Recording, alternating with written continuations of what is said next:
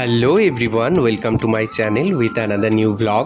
তো যথারীতি বাড়ির নিয়ারেস্ট স্টেশন হালিশহর থেকে বেরিয়ে পড়েছি। তো আজ আমার ডেস্টিনেশন হচ্ছে কি সোদপুর মুড়াগাছা। তো আজও যাচ্ছি একটি শ্যুটের জন্য, একটি প্রোডাকশানের শ্যুট হচ্ছে। প্রোডাকশানটার নাম বলে রাখি তাজ্জস্পর্শী।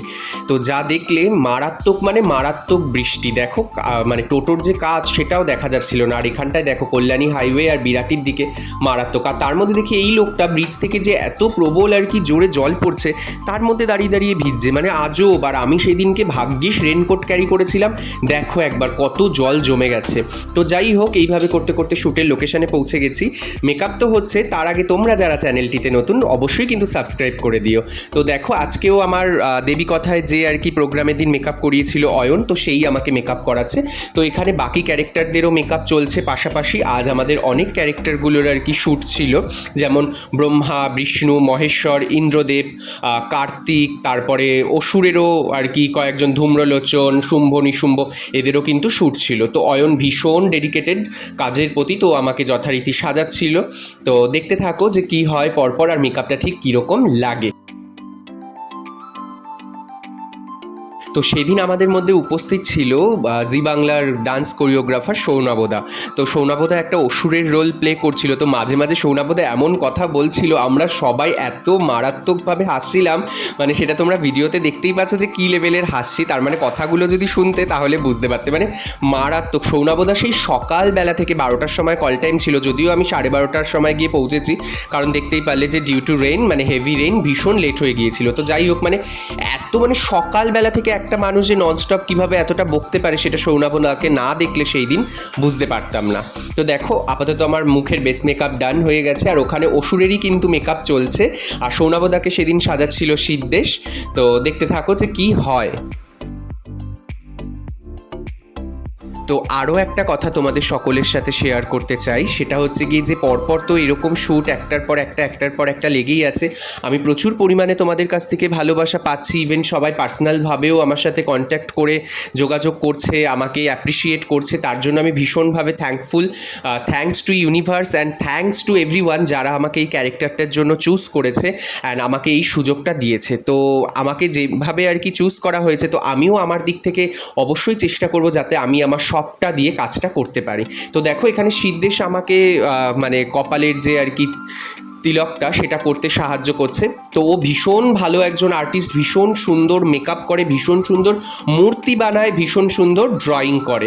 তো যাই হোক, বেসিক্যালি আমার খুব ইচ্ছা ছিল যে ওর কাছে মেকআপটা করার, কিন্তু অয়নও ভীষণ ভালো মেকআপ করে। আর অয়নের কাছে যেহেতু আমি মেকআপ করেছি, আর সেই দিনকে না অনেকগুলো ক্যারেক্টার ছিল যাদেরকে সিদ্ধেশকে মেকআপ করাতে হতো, তো সিদ্ধেশ ভীষণ ব্যস্ত ছিল। তো তিলকটা করার পরে দেখো মাঝখান থেকে হচ্ছে গিয়ে যে রেড কালারের তিলকটা, সেটা কিন্তু আমাকে অয়নই করে দিচ্ছিল, কারণ সিদ্ধেশকে আরও অনেকগুলো ক্যারেক্টারকে কিন্তু মেকআপ করাতে হতো। তো তারপরেই আমাদের জন্য আকাশদের বাড়ি থেকে, মানে যাদের বাড়ি শ্যুট হচ্ছিল তার নাম হচ্ছে আকাশ খোসো, তো ওদের বাড়ি থেকে ওর মা বাবা আমাদের জন্য খাবারের ব্যবস্থা করলো। আর খাবারের পরেই কিন্তু ড্রেস অর্নামেন্টস পরে আমি চলে এসেছিলাম শ্যুটের জন্য। তো এই দেখো,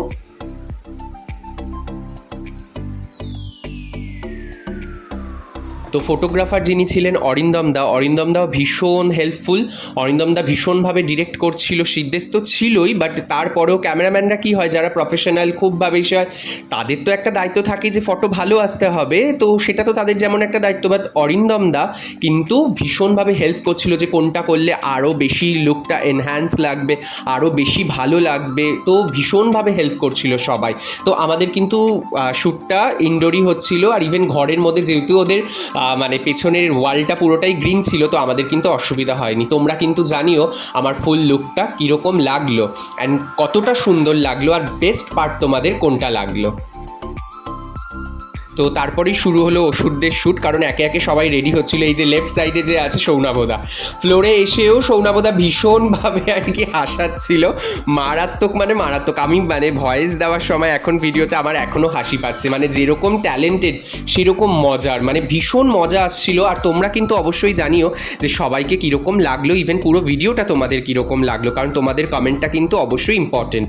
আর এই দেখো এখন শ্যুট শেষ করে এখন বাড়ি ফেরার পালা, পুরো মানে যুদ্ধ চললো গায়ের মধ্যে রং তোলা নিয়ে। যাই হোক, মানে রং তুলতে তুলতে আমি হাঁপিয়ে গিয়েছিলাম। তো চলো বাড়ি ফেরা যাক। তো আবার গঙ্গা পেরিয়ে এসেছিলাম, গঙ্গা পেরিয়ে আবার বাড়িতে ফিরতে হচ্ছে। তো চলো সোদপুর স্টেশনে গিয়ে তোমাদের সাথে দেখা হচ্ছে যে সোদপুর স্টেশনের অবস্থাটা ঠিক কীরকম হয়েছে এই বৃষ্টিতে, কারণ আসার সময় দেখেছিলাম অনেকটা জল জমে গেছে। এই দেখো চলে এসেছি সোদপুর স্টেশন, যথারীতি দেখতেই পাচ্ছ এক হাঁটু জল নিয়ে মানুষজন যাচ্ছে, মানে মারাত্মক। আর তারপরেই আর একটা দৃশ্য তোমাদেরকে দেখাবো, আমি জানি না যে তোমরা কতটা কি অবাক হবে কি হবে না, যদিও আমি সোদপুরে ডান্স ক্লাস করতে যাই আমার স্যারের কাছে। তো যাই হোক না কেন, তো আমি কোনোদিন এই দিকটাতে আসিনি, স্যারের বাড়িটা হচ্ছে কি পানিহাটি। তো একবার জাস্ট অটোর লাইনটা তোমরা দেখো, মানে মারাত্মক। মানে খিচুড়ির লাইনেও এত ভিড় হয় না যতটা ভিড় হচ্ছে গিয়ে অটোর লাইনে হয়েছে। সামনের দিকে গেলে তো তোমরা আরও দেখতে পারবে। আমাকে একটুখানি জানিও যদি কেউ তোমরা সোদপুর থেকে হচ্ছে গিয়ে মানে লাইভ মানে ভিডিওটা দেখে থাকো। তো আমি অবশ্যই জানতে চাই যে রোজ কি এর থেকেও বেশি ভিড় পড়ে নাকি সেদিন বৃষ্টির দিন বলে আরও বেশি ভিড় পড়েছিল। তো মানে মারাত্মক লাইন, শুধুমাত্র দেখো একবার। তো যাই হোক, আমি আমার ভিডিওটা আজকে এখানেই শেষ করছি। ট্রেনও চলে এসেছে। তোমরা যারা যারা আমার চ্যানেলটাতে নতুন, please like share and subscribe করে দিও। প্লিজ আমাকে সাপোর্ট করো আর শিল্পীদের পাশে থেকো, সাথে থেকো। Thank you everyone. দেখা হচ্ছে পরের একটা ভিডিওতে।